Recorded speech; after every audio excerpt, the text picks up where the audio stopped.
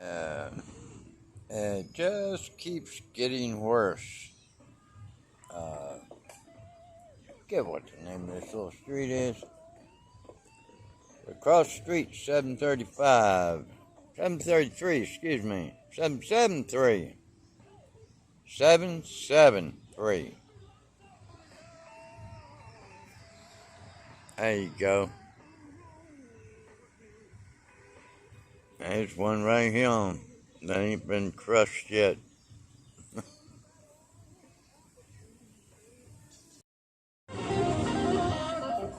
That thing there needs to get replaced.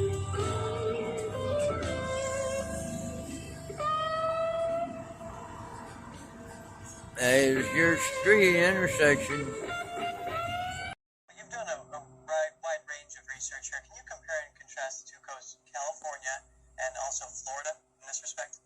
Well, Florida is really taking the lead and pushing back against this at every level. It's the model, if you will. And regardless of who you want for president, Ron DeSantis has seized on a tactic that I think is very effective, which is defunding the DEI bureaucracy. And that's something that we'll see, I think, maybe in Texas and other red states. California, New York are heading in exactly the opposite direction. So we have this unique phenomenon developing of a divide in the country between the states heavily invested in CRT, which are mostly the deep blue states, and the states pushing back against it, which are mostly the red states. The Socialist Democrats. In terms of the states here, Jonathan Butcher, an education researcher at the Heritage Foundation, he found that CRT is in veterinary schools and even music teachers are using it. Why is that? Yeah, well, in terms of the veterinary schools, we did that research, and I think that it's part of an ideology, and it doesn't really matter where it is. It's an ideology of demonizing the country, of portraying us as inherently and irredeemably bad. So they don't really care where they're doing it, and that's why at criticalrace.org we have databases on colleges, elite K through 12, veterinary schools, the military academies, medical schools, and you see the same pattern everywhere. It's a pattern meant to tear down the existing system. So they don't care where it is they're tearing it down. They want to tear it down everywhere. Communism. Work to compile this database. What do you think needs to be done in this respect? Well, again, I think you need to push back where you can, and unfortunately, that's mostly going to be red and some purple states. Blue states, I don't see much chance for improvement unless there's a change in the federal government. So, to change for the next president, the executive branch has enormous power to implement change, and so really, that's our best hope is change in the executive branch. Cornell Professor William Jacobson. Darn right it is. This information. Concerns are there having this theory being taught in schools across the nation? Well, we've seen it. After that trip, as federal aviation authorities investigated a mishap, the first commercial flight will be a science mission with the Italian Air Force. Next will come paying ticket holders who have been waiting years for their chance in the stars. All right, coming up, heavy rain. The move would align with the recommendations of the World Health Organization. McDonald's rejects the proposal. New York company Hirschfeld reporting. Other cuts this week include Johnson Controls and First Citizens Bank. A healthier McDonald's could be on the way thanks to pressure from two major asset managers for the company in Europe. They want the fast food giant to reduce its use of antibiotics amid concerns of what's called antimicrobial resistance. That's when organisms become resistant to the benefits of antibiotics. The move would align with the recommendations of the World Health Organization. McDonald's rejects the proposal. New York company Hirschfeld reporting. Mad cow disease. Looking now to the unofficial start of summer travel season, with more than 42 million Americans hitting the road, rails, and the airports for the long holiday weekend. It's a sight we see every year around this time, jammed freeways and long lines at the airports as the memorial travel rush is taking off.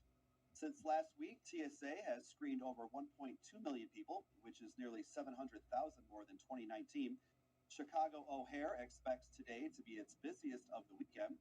The TSA expects their busiest day to be tomorrow nationwide, and drivers, AAA expects between 3 and 6 p.m. tomorrow to be the peak traffic times. And with peak traffic comes the possibility of peak prices at the pump. Gas prices almost always tick up in the days ahead of Memorial Day, but this year things aren't that bad. According to AAA, the national average for a gallon of gas is only up 4 cents from last week. That's because even though demand is up, oil is still trading in the low 70s per barrel. As a matter of fact, today's average of $3.55 per gallon is 8 cents less than a month ago. It's more than $1 less than this time last year.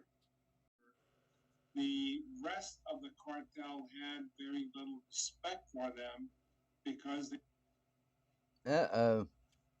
It's sticking. everybody else. The Guzman siblings were once only notable as minor social media celebrities who flaunted their wealth, and their futures were far from certain since their father's latest. Come on. Fentanyl and rebutting allegations made by U.S. officials in a recent Washington press conference. But law enforcement sources say that after his father's arrest in 2016 and extradition in 2017, the youngest son, Ovidio Guzman, became a high-level leader in the cartel. And Mexican sources say the new generation has embraced violence as a means of control. The Chapitos have to maintain a reputation, so they are much more violent than their father was, because they have to show other members of the cartel that they have a reputation where they're going to take violent action if they have to. They're not going to be, wimps and just go along with the flow. Mexico's army did ultimately apprehend Ovidio Guzman earlier this year by sending hundreds of troops to raid one of his homes in rural Sinaloa. He's now in a maximum security lockup near Mexico City. But the other brothers are still running a drug empire, according to U.S. officials. The cartel can turn $800 worth of precursor chemicals into fentanyl pills or powder that reap profits as high as $640,000, according to one of the April indictments. Back in the States, why was an IRS whistleblower removed from the investigation into Hunter Biden? The head of the House Judiciary Committee is calling on the Attorney General to explain. The House Committee is looking into allegations of possible political interference in the investigation of Hunter Biden's business dealings. House Judiciary Committee Chair Jim Jordan addressed a letter to Attorney General Merrick Garland, which says in part he has serious concern. Oh, so do I. Of the agent and an IRS investigative team. The attorney for the whistleblower says the whistleblower and the team were removed from the case after they reported irregularities to prosecutors. Jordan is asking the Justice Department to provide a series of documents explaining their dismissal by June 8th. The Attorney General's just office like the and the prosecutor IRS in did not immediately reply Ukraine. to a request for comment. A Texas House committee voted unanimously Thursday to recommend impeachment of Republican Attorney General Ken Paxton. The General Investigating Committee took the vote a day after hearing lengthy testimony. Paxton allegedly abused his office to benefit a multimillionaire who was a major donor to him. Paxton has denied all wrongdoing. It's not immediately clear when the full House will consider the impeachment recommendation. The regular legislative session is set to conclude on Monday. And coming up, concerns are there having this theory being taught in schools across the nation? Well, we've seen it and we've documented it clearly that it pits students against each other based on skin color. It pits students against their teachers, pits students against their parents, and it pits students against their country. One example we saw and we've reported on is in the Providence school system, a teacher who witnessed this happen. And in the course of a year, the students went from standing for the Pledge of Allegiance to refusing to stand and to calling her America because she's white. And they're not America. So it turns students against the country, against everything. Well, you've done a wide range of research here. Can you compare and contrast the two coasts, California and also Florida, in this respect? Well, Florida is really taking the lead and pushing back against this at every level. It's the model, if you will. And regardless of who you want for president, Ron DeSantis has seized on a tactic that I think is very effective, which is defunding the DEI bureaucracy. And that's something that we'll see, I think, maybe in Texas and other red states. California, New York are heading in exactly the opposite direction. So we have this unique phenomenon developing of a divide in the country between the states heavily invested in CRT, which are mostly the deep blue states, and the states pushing back against it, which are mostly the red states. Well, The thanks for breaking down some of Socialist these polar opposites Democrats. in terms of the states here. Jonathan Butcher, an education researcher at the Heritage Foundation, he found that CRT is in veterinary schools and even music teachers are using it. Why is that?